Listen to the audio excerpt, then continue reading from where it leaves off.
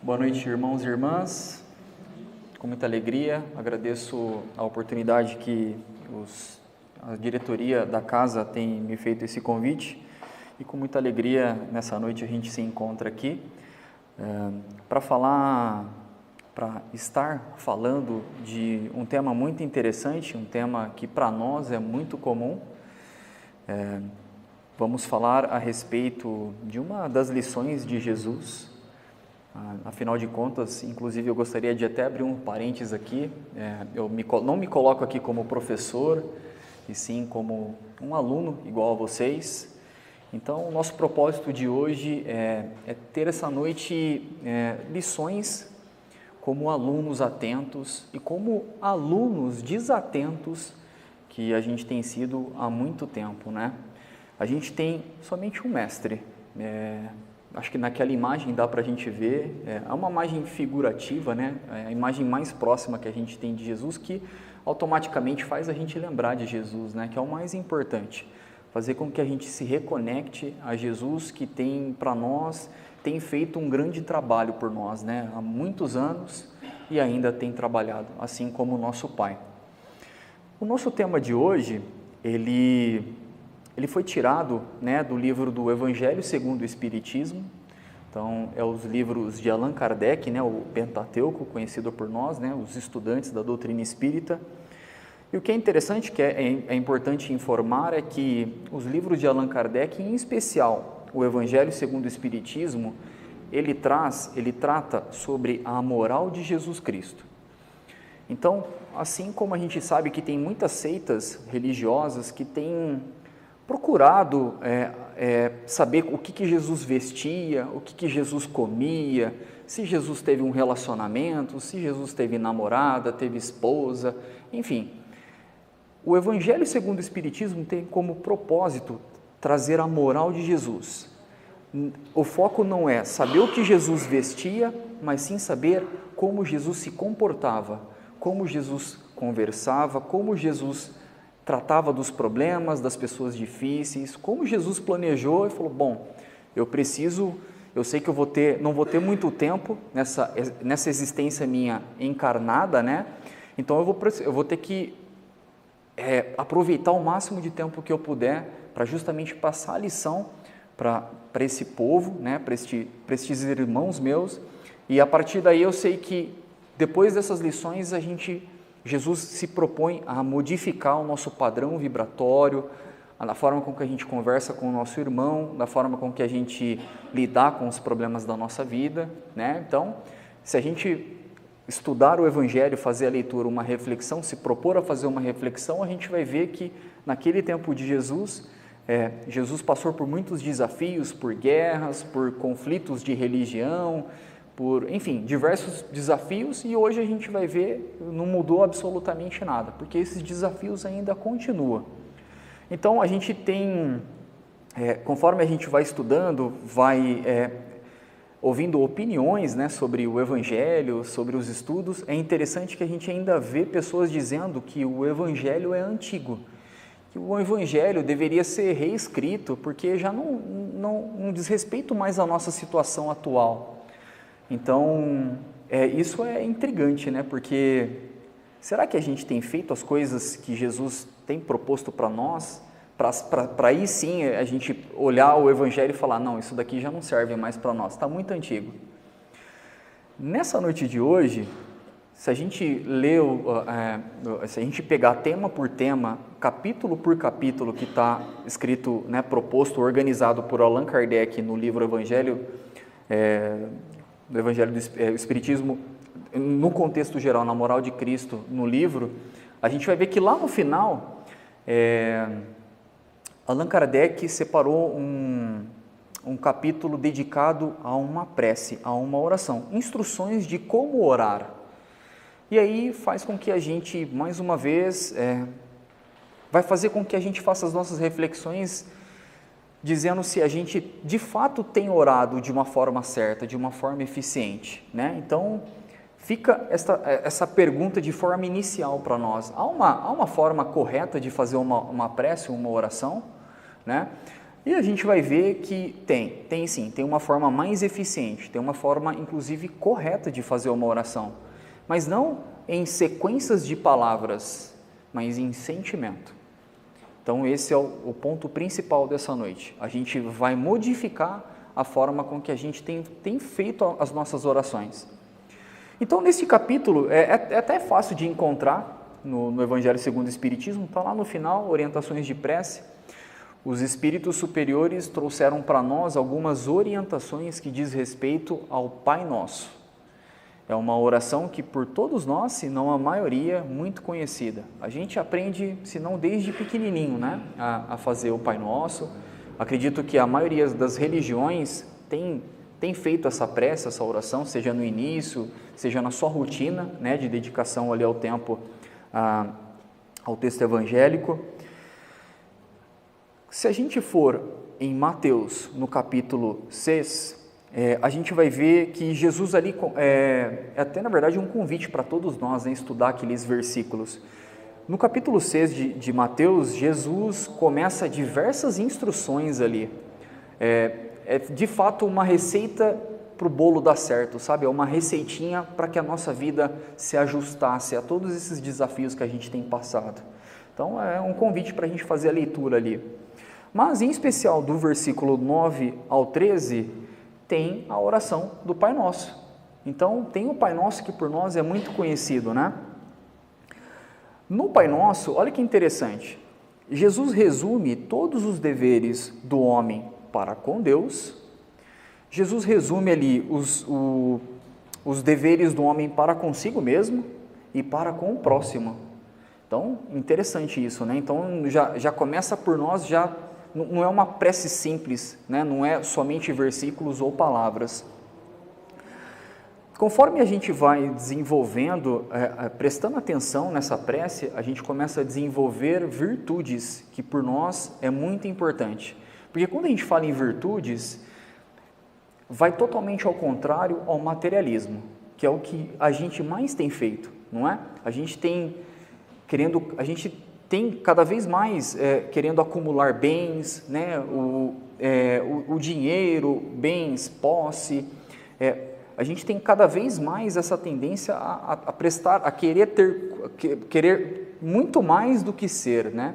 Então a leitura e a reflexão dessa prece, ela faz justamente a gente respirar um pouco e falar, opa, vamos lá, vamos ver o que eu estou buscando para a minha vida. No momento da minha morte, quando o meu corpo fica e o meu espírito se liberta, né, cumpre a nossa tarefa, o que a gente de fato vai levar para o outro lado? É o que a gente tem ou o que somos, né? Então são essas coisas que começam a de fato melhorar no nosso pensamento. A gente vai ver que começamos a ter uma fé mais raciocinada, mas por que temos fé? Através do que eu posso adquirir uma fé, né? Então, é através das experiências ou porque as pessoas estão falando como ter fé, que é bem diferente. Então, a gente vai ver que adorar a Deus, adorar propriamente até Jesus, não é uma adoração excessiva, doentia, é uma adoração de respeito.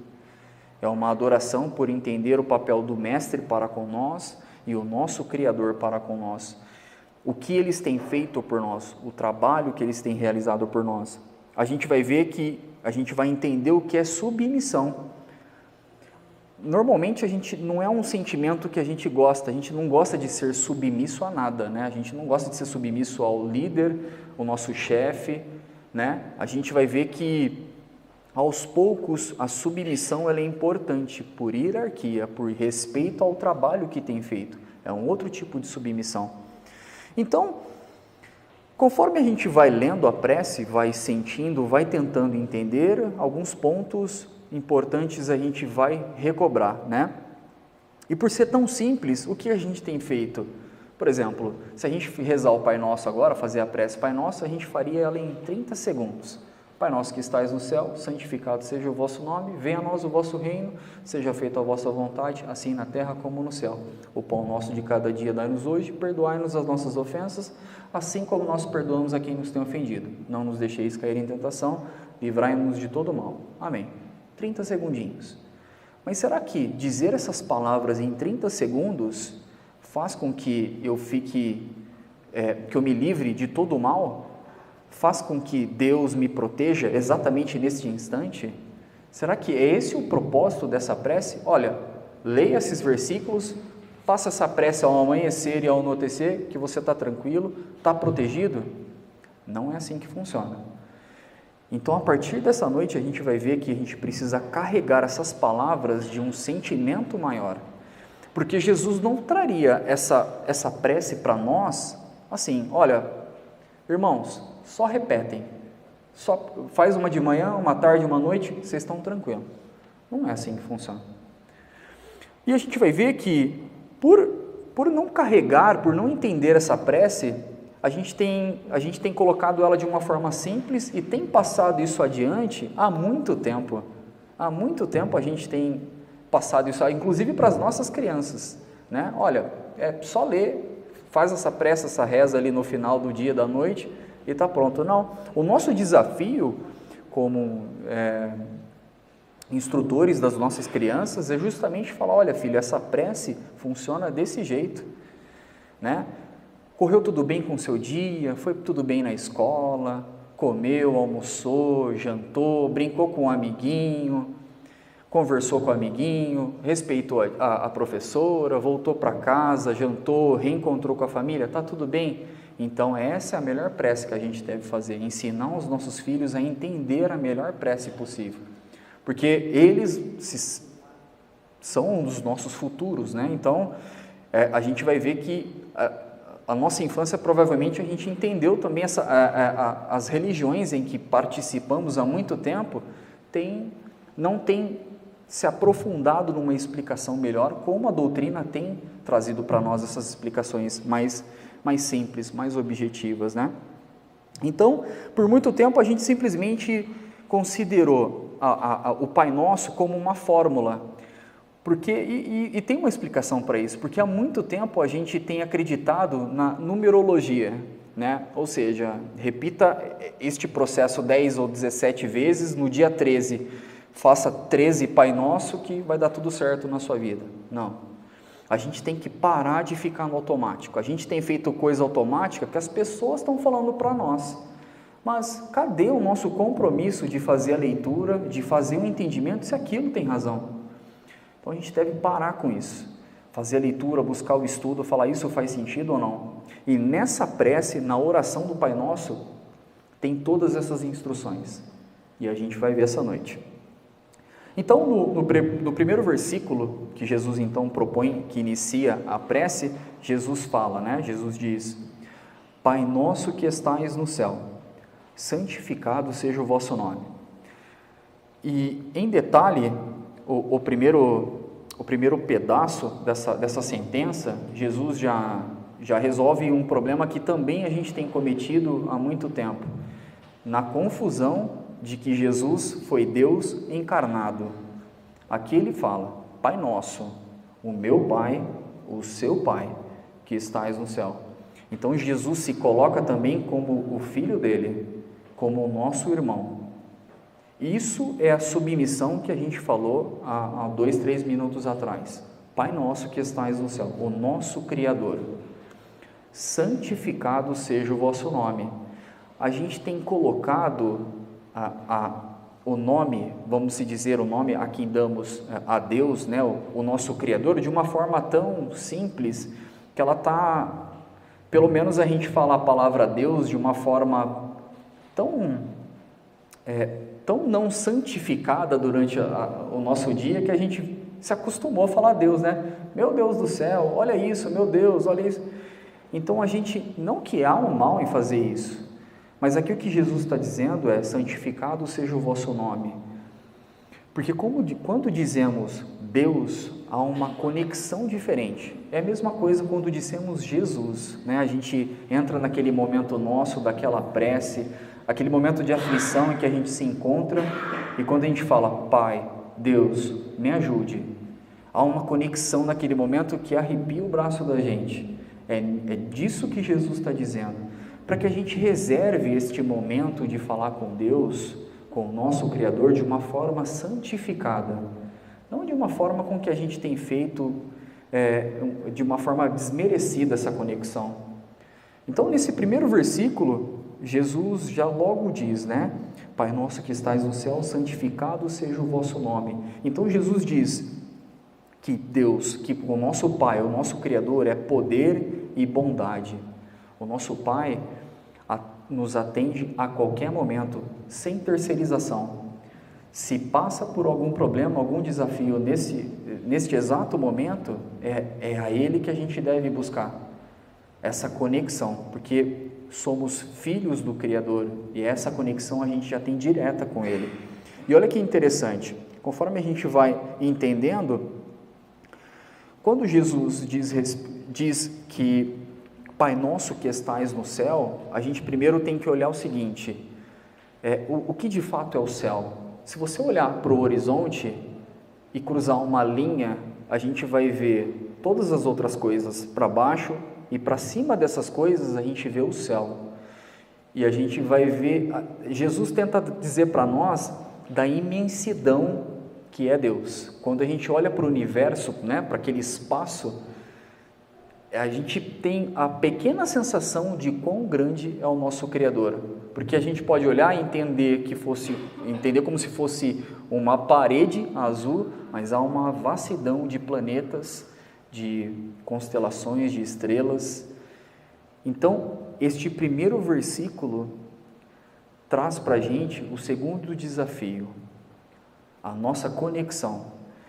Neste versículo, Jesus faz a conexão com o nosso Pai. Ele silenciava. Qual que era a rotina de Jesus, né? Jesus orava assim, como é que ele funcionava? O tempo todo.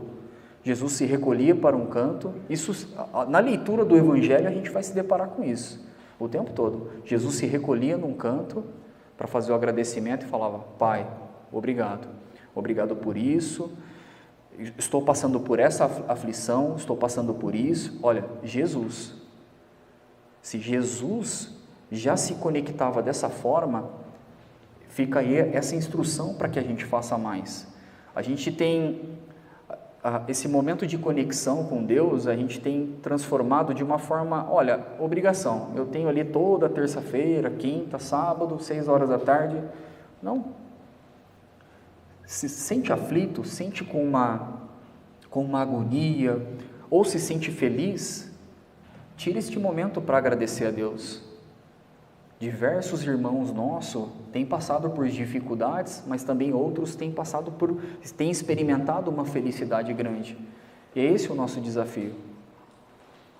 Então, nesse primeiro versículo, inclusive, os espíritos superiores colocam entre parênteses as seguintes citações. Cego é aquele que não vos reconhece em vossas obras. Então, a gente tem olhado as obras de Deus, a gente tem olhado um pouco para a natureza, para as coisas que Deus tem feito por nós, para a chuva, por esses momentos que reconecta a gente. Orgulhoso aquele que não vos glorifica, né? Aquele irmão nosso que tem o sentimento que está tudo bem, que está tudo ok, minha vida está tudo certinho aqui, eu não preciso de Deus, não preciso de algo maior. Aqui os espíritos vão falar que é aquele sentimento ainda de orgulho, em dizer que a gente não precisa do nosso Criador. Ingrato é aquele que não vos rende ações de graça. Então são instruções que os espíritos vão trazendo para nós, para novamente a gente prestar atenção mais no que a gente tem feito durante essa prece, qual o nosso sentimento. E a prece continua, né? Venha o vosso reino. E olha que interessante. Deus destes aos homens leis cheias de sabedoria, que nos fariam felizes se as observássemos. Com essas leis, faria reinar a paz e a justiça na terra. A gente iria se ajudar, ao invés de prejudicar, como a gente tem feito hoje, né? O forte sustentaria o fraco. Todas as misérias deste mundo vêm da violação das leis de Deus, porque não há uma infração que não tenha consequências. Então aqui é um ponto interessante, porque quando a gente chega nesse momento da prece, fica a reflexão. Quando a gente fala, venha a nós o vosso reino, a gente quer de fato que isso aconteça? A gente quer ajudar o próximo? A gente quer se ajudar? Então, se ainda tem esse sentimento que nos conflita por dentro, a gente deve parar nesse exato momento aqui e não continuar essa prece. Pode ser que a gente ainda não por completo tenha esse sentimento, mas se há o esforço, pelo menos, a gente pode continuar essa prece. Agora, se a gente não quer que de fato o reino de Deus chegue até nós, essas são as leis de sabedoria, cheia de bondade. Então, quando a gente fala, venha a nós o vosso reino, Deus há muito tempo quer o reino dele para nós aqui, mas nós insistentemente o ignora essas leis. O que contém essas leis? Dentre elas, ajudar o próximo.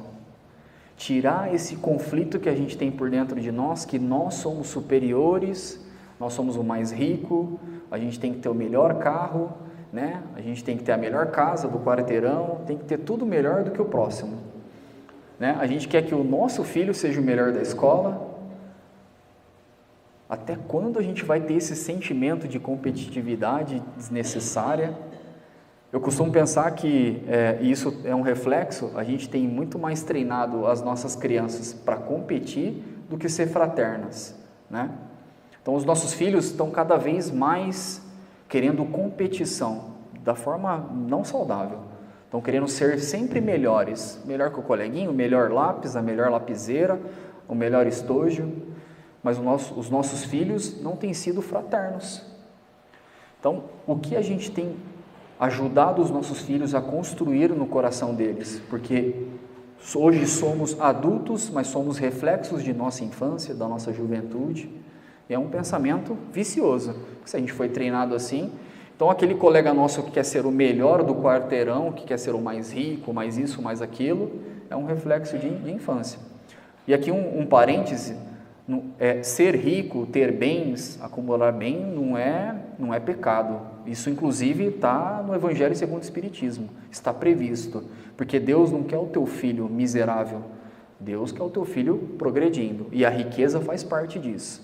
Mas a riqueza que prejudica inclusive o rico, isto é perigoso. Então, a gente vai ver que os espíritos superiores ainda continuam com algumas interessantes observações. Destes aos animais um instinto que lhe traça as suas necessidades, e os animais se contentam com isso. Agora, olha que interessante. Aos homens, além do instinto, né, de preservação, de caça, né, de comer, de sobreviver, Deus deu também a inteligência, a razão e a liberdade de observar ou infringir. Então, é diferente. Para nós, Deus deu mais estas habilidades. E como dito anteriormente, todas essas misérias que a gente tem visto é porque nós estamos sendo cada vez mais egoístas, né? Eu acho que para nós aqui não é novidade, porque a pandemia foi um pequeno diagnóstico do nosso comportamento diante de uma pandemia, né, mundial. Como é que a população, eu acho que a pandemia divulgou a nota do Enem do mundo, de como a gente tem se dado, né, em relação a uma doença, ao nosso comportamento. E isso foi interessante, porque a primeira coisa que a gente fez foi para o supermercado, pegar álcool, pegar papel higiênico, acabar com tudo, não deixar para o próximo. Então, o desespero, ao entender que parecia que estava tudo perdido, a gente perdemos muitas pessoas queridas por nós, né? Infelizmente e felizmente, porque isso também está previsto no Evangelho, né? Então, olha que interessante, há 80 anos atrás, mais de 60 milhões de pessoas morreram por uma gripe. Então, um passo de cada vez, faz parte. E olha para você ver como é que isso funciona de uma forma tão rápida, um dado interessante. 110 mil pessoas morrem todos os dias. Nossa, mas o mundo vai esvaziar. 230 mil pessoas nascem por dia, mais do que morrem. Isso é um fato para dizer que a fila está andando. Nós aqui, por exemplo, há uma fila, existe uma fila entre nós. A gente não sabe em qual posição a gente está, mas pode ser hoje à noite, pode ser na madrugada, amanhã cedo. Então, o progresso está acontecendo. Isso é só um pouquinho de como a gente poderia entender como o progresso sempre aconteceu e sempre vai acontecer, porque o nosso Criador está por trás de tudo isso. Essa vestimenta que a gente usa hoje, este rosto, essa barba, o cabelo comprido, os olhos verdes, isso vai ficar. E a gente vai voltar depois, com a pele preta, com a pele marrom, a pele amarela, a pele branca, assim como a gente tem feito há muito tempo. Então, se hoje você é branco, um dia você foi preto. Se um dia você foi português, hoje você está sendo brasileiro. Em outras vidas, provavelmente você estava na Itália, na Espanha. Então, é assim que funciona. Olha que interessante, né? Como é que a gente vai cavucando essas reflexões, a gente segue a noite adiante, né? E aqui eles finalizam, né? Um dia chegará em que todos nós vamos estar de acordo com essas leis. Então, conforme a gente vai lendo, se instruindo, buscando o nosso aperfeiçoamento moral, porque muitas pessoas às vezes perguntam, nossa, qual que é a minha missão? A gente sabe, Chico Xavier teve a sua missão, a irmã Dulce teve a sua missão, todo mundo tem uma missão, mas qual que é a minha missão? A minha missão é observar as minhas más inclinações.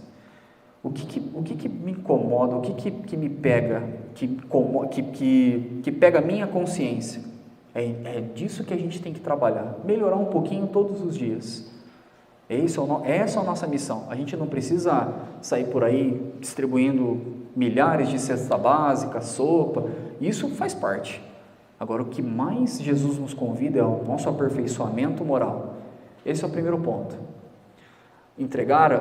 Praticar a caridade vai ser um reflexo da nossa caridade conosco. A gente precisa se organizar o nosso coração, porque o que tem acontecido hoje em rede social, no YouTube, nas mídias? Corações perturbados estão com um microfone na mão, bagunçando a ideia das nossas crianças, bagunçando a ideia do adulto que não teve uma consolidação, né? uma personalidade ali mais com princípios, né? Então a gente tem visto pessoas com perturbação espiritual transmitindo o que tem no coração deles na palma da nossa mão, mudando a nossa ideia, mudando a nossa confiança em Deus. Olha que interessante, né? Então, os influenciadores digitais falam uma opinião, a gente fala, nossa, isso é verdade, isso é guerra, isso é isso, aquilo. A gente precisa parar um pouco, respirar, olhar para nós, para o nosso papel, porque você não sabe o que vai acontecer? No momento do nosso juízo final, que é aquele momento da nossa morte, quando a gente deixar essa vestimenta e continuar a nossa vida, o nosso progresso espiritual, e isso vai acontecer, vai ser você e você do outro lado. Não vai ter influenciador digital, não vai ter a sua esposa, o seu esposo, os seus filhos, vai ser você prestando conta do seu progresso. Então, até que chegue esse momento, como a gente tem pensado nisso? Como a gente está levando isso a sério ou não? Ou a gente só está existindo? Porque tem uma diferença muito grande em existir e viver. Deus tem nos dado a oportunidade de existência. Essa existência que a gente está aqui, a gente pediu muito para nascer, porque a gente teve algumas pendências em vidas passadas, e aqui que a gente, olha, Pai, me dá mais uma vez essa oportunidade de viver, mas aí Deus falou, olha, você vai enfrentar esses desafios, não, eu preciso deles, porque um dia eu fiz mal para as pessoas, um dia eu fiz isso, um dia eu fiz aquilo, e agora eu preciso resgatá-las. Então, a gente tem que, com esse sentimento de, eu não pedi para nascer, olha, ou a gente define a nossa vida como uma condição financeira, minha vida é uma droga, nossa, eu ando duro, uma dureza, isso, aquilo. Não é assim que funciona, né? Faz parte. E aí a prece então continua. Seja feito a vossa vontade na terra como já é feita no céu, como no céu. Fazer a vontade do Criador é observar, respeitar, aceitar as suas leis. Não é novidade para nós, a gente vê que todos de nós aqui algum dia perderam algum ente querido por uma doença, perdeu uma criança, né? Às vezes a gente olha uma criança assim, nossa, mas uma criança com 2, 3 anos, já com câncer terminal, como assim Deus é injusto? Por que Deus dá a vida a uma pessoa que assassinou uma família inteira, ele está solto, não é punido, e uma criança foi levada, um anjo puro, sem pecado? Mas isso é olhar de uma forma limitada a vida, que é o que a gente tem feito o tempo todo. A gente só tem olhado nessa existência nossa. Não, minha vida é essa, é meu reino. Não é assim que funciona.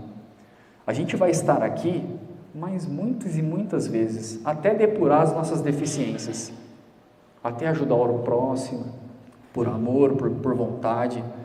Então, quando Deus leva uma criança de 3 anos, é porque era para ela viver somente encarnada, né? Então não há morte, deixa o corpo físico.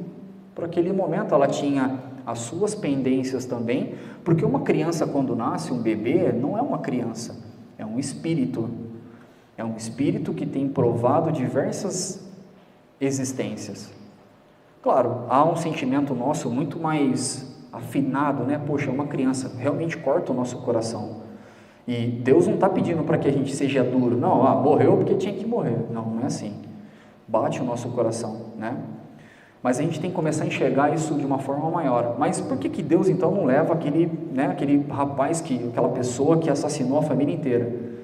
Se não levou, porque ele ainda não é porque ele cometeu esse crime que ele precisa. A morte não é uma penitência, né? Não é olha, você vai pagar com a morte.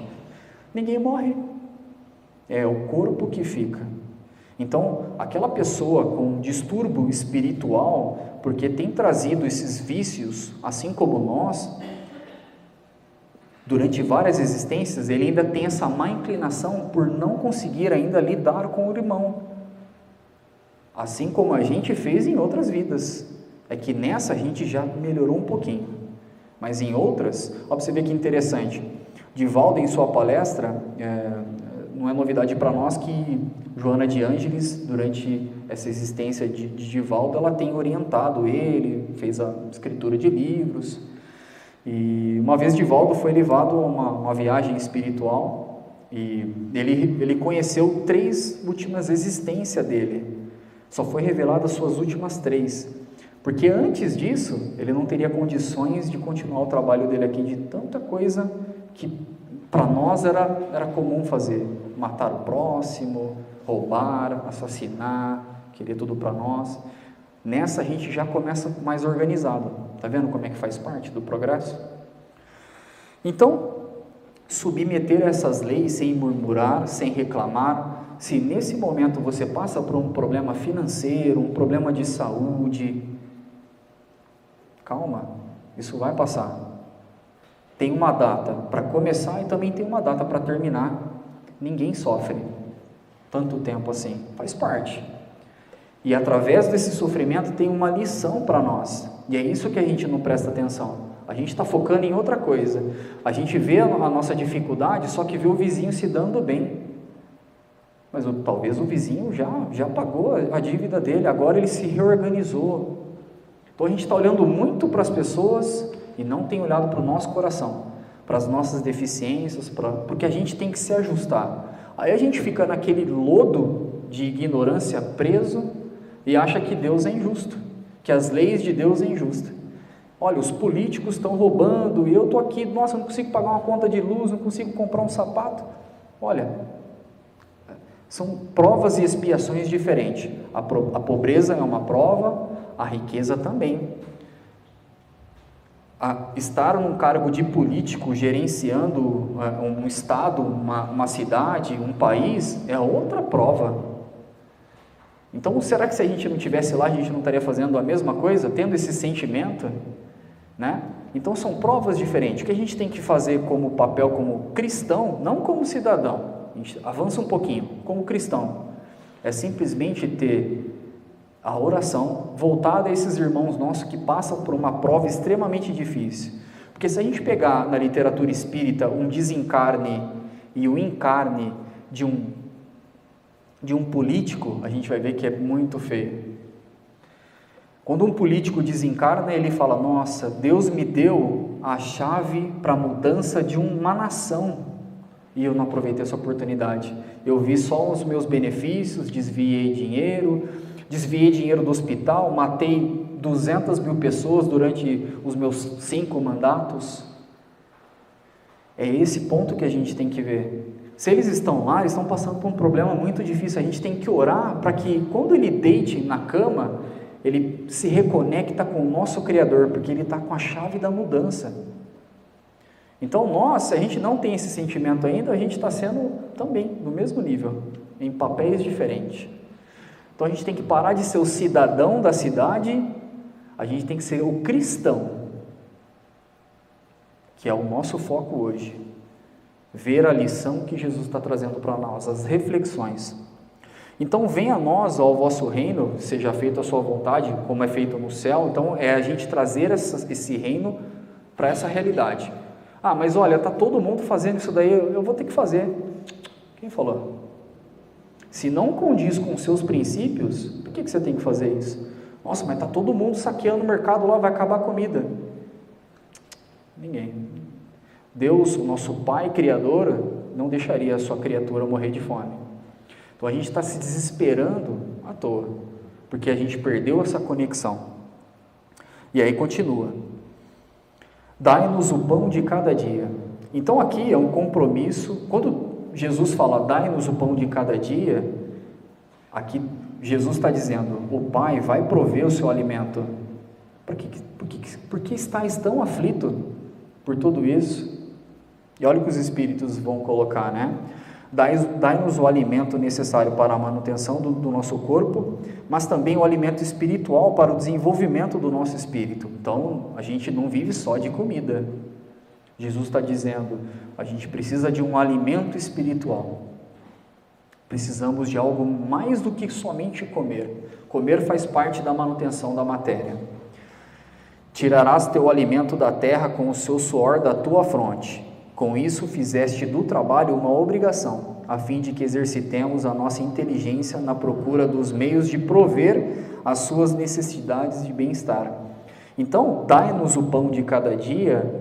Deus não vai trazer o cestinho de pão na porta da sua casa, sem sacrifício algum.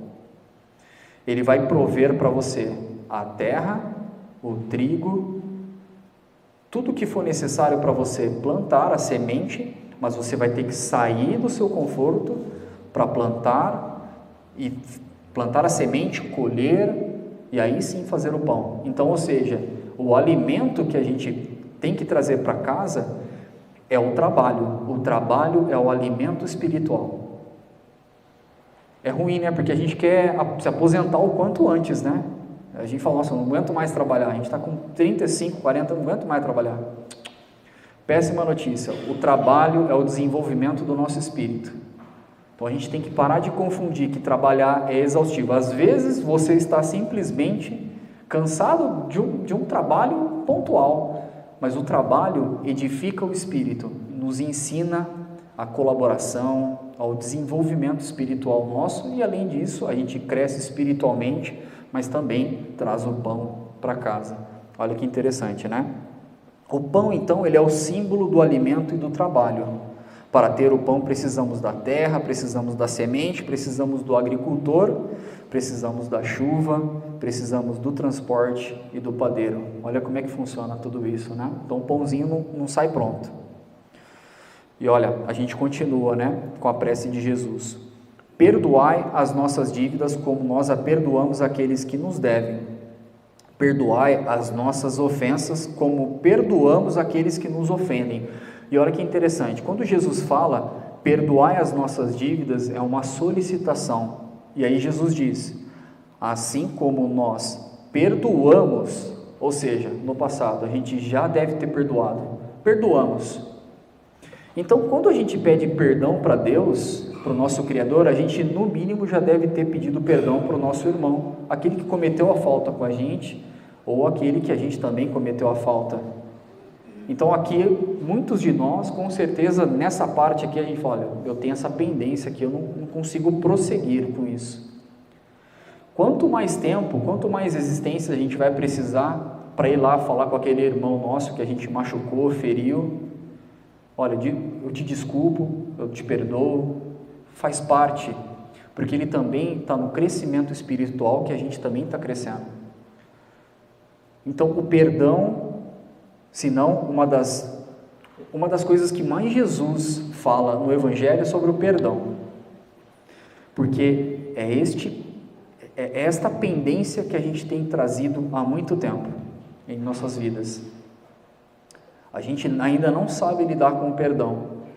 E aí depois a gente olha para o Evangelho e fala, nossa, olha, o Evangelho está muito antigo, Jesus precisa trazer um novo. Esse aí, mas a gente não sabe nem lidar com o perdão ainda. Se você não tem ninguém se não te deves perdão, no mínimo a gente também fez alguma coisa para alguém, seja nessa vida ou em outra. Então a nossa prece também tem que ser carregada do perdão das pessoas que já se foram. Porque, como dito anteriormente, se a gente pegar as literaturas espíritas, quantos espíritos têm obsediado a família ou aquela pessoa, porque por causa de uma pendência, algo pontual naquela existência e ficou preso, seja por causa de dinheiro, bens materiais, seja porque, enfim, diversas possibilidades. O perdão é o que a gente mais precisa trabalhar nessa existência. E aí continua, Não nos abandoneis à tentação, mas livrai-nos do mal. E nesse ponto, o que Jesus está querendo dizer? Não nos abandonei à tentação é porque somos frágeis. Sim, a gente tem aprendido. A gente só vai nos livrar dessas tentações quando a gente for espírito puro, por completo. Porque assim, abaixo de Jesus, que é um espírito que atinge um nível cristalino, por isso Cristo, todos nós somos passíveis de erro, faz parte do progresso. Então essas tentações não é o mal nos tentar, é o mal que reside ainda em nós. Nós somos o perigo, nós somos a tentação, Livra-nos do mal, não do mal, olha, aquela pessoa acho que ela vai me roubar aqui, eu tenho que me esconder, eu tenho que esconder meu celular. Livra-nos do mal que reside em mim. Livra-nos do mal, do preconceito que reside ainda em mim, porque é isso que faz a gente, é a tentação que está dentro da gente, que é o mal que reside ainda dentro de nós. É esse ponto que Jesus nos convida. E quando Jesus finaliza, assim seja, amém, seja lá como a gente gosta de encerrar as nossas preces, isso não é tão relevante assim, mas nesse ponto é a assinatura de um contrato, porque se você prestar atenção, são cláusulas de um contrato que a gente tem assinado com Deus. Uma parte ao contratante, outra parte ao contratado. Deus nos proveu o trabalho, o alimento, a proteção, os benfeitores espirituais, os nossos guias espirituais, que já são espíritos em níveis superiores, nos assistindo durante a nossa existência. Então uma parte Deus nos provê, mas uma parte nos compete. Deus não cruza essa linha, porque somos criatura dele. Ele não vai falar, filho, mais uma vez. A gente tem confundido muito o lance de, você está na segunda série, passa de ano, vai para a terceira série. Na evolução espiritual não é assim que funciona. É o nosso esforço, é a nossa dedicação de justamente pegar esses pontos que a gente tem falhado na nossa vida, na nossa existência. Então, nos compete a nossa evolução. Igual dito anteriormente, no momento da nossa morte, do encerramento dessa existência, é nós contra nós mesmos. O que eu fiz? O que eu deixei? Deixei rancor, deixei raiva, deixei coisa para as pessoas brigarem, ou não? Trilhei um caminho, um progresso pé no chão, eu tinha as minhas deficiências, eu tinha, mas eu fui pontualmente buscando melhorar esses pontos. E assim então finalizamos essa reflexão. A gente tem que prestar um pouquinho atenção nesse ponto. Oração, A gente pode dizer que são dois verbos, orar, ação. Orar, conectar, um momento de resguardar, de agradecer, de buscar, de pedir para Deus o entendimento dessa dificuldade que passa, dessa doença que passa, ação, agir. Porque não adianta nada se conectar, repetir palavras, olha, faça 15 vezes isso daqui que você está livre, sem a ação. Orar, conectar, se comprometer e agir. Quando a gente diz então, ação, assim seja, amém, é esse propósito que a gente atinge. Porque assim, então eu tenho que chegar na minha casa agora e fazer um Pai Nosso? Isso aqui são instruções de Jesus, para como a gente conduzir a nossa prece. A gente não precisa ficar repetindo. É uma prece muito bonita, né? A gente também pode carregar ela agora com novos sentimentos. Não tem problema, não é para ninguém parar de dizer, rezar o Pai Nosso, fazer a prece Pai Nosso, mas fazer de uma forma melhor. Para a gente finalizar essa noite, tem uma prece de Emmanuel, que é também do Pai Nosso. Emmanuel é o benfeitor espiritual, foi o benfeitor espiritual de Chico Xavier durante a existência de Chico. E olha que interessante essa prece, dita de uma forma um pouquinho diferente. Nosso Pai, que estás em toda parte, santificado seja o teu nome, no louvor de todas as criaturas. Venha-nos o teu reino de amor e sabedoria. Seja feita a tua vontade acima dos nossos desejos, tanto na terra quanto nos círculos espirituais. O pão nosso do corpo e da mente dá-nos hoje. Perdoa as nossas dívidas, ensinando-nos a perdoar nossos devedores com o esquecimento de todo o mal. Não permitas que venhamos a cair sob os golpes da tentação de nossa própria inferioridade. Livrai-nos do mal que ainda reside em nós, porque só em Ti brilha a luz eterna do reino e do poder, da glória e da paz, da justiça e do amor para sempre. Assim seja. Que vocês possam voltar para casa com a luz, a proteção de Jesus, e que assim a gente renove os nossos sentimentos, o nosso compromisso e espalhe o Evangelho. Sejamos mais cristãos. Uma boa noite a todos.